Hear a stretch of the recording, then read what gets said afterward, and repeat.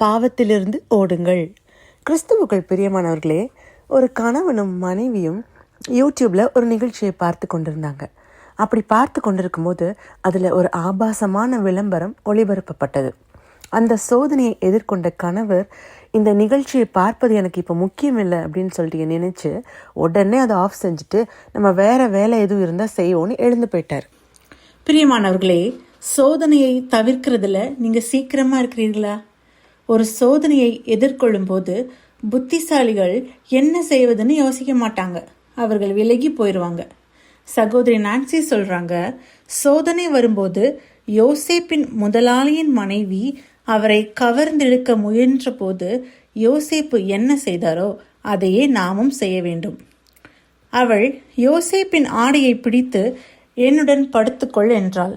ஆனால் அவன் தன் ஆடையை அவள் கையில் விட்டுவிட்டு வீட்டை விட்டு ஓடிவிட்டான். அவன் ஓடிப்போய் வீட்டை விட்டு வெளியேறினான். ஒரு நிமிடம் கூட பாவத்தில் ஈடுபட மறுத்துவிட்டான்.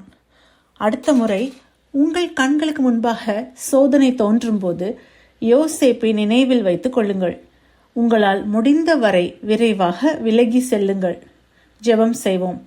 அன்பின் பரலோக பிதாவே, எங்கள் கண்களுக்கு முன்னாடியே சோதனை வரும் வேளையில் எங்களுக்கு அந்த பாவத்திலிருந்து தப்பித்து ஓட நீங்க கிருபை செய்யுங்கப்பா.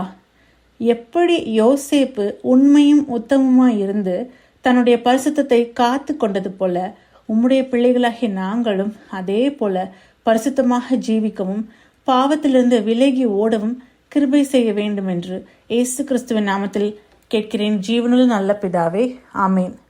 இந்த செய்தி 9 ஜூன் 2022 ஆண்டு நான்சி டிமாஸ் வாகிமுத் என்பவரின் இயேசுவை தேடி என்ற புரோகிராமிலிருந்து எடுக்கப்பட்டது.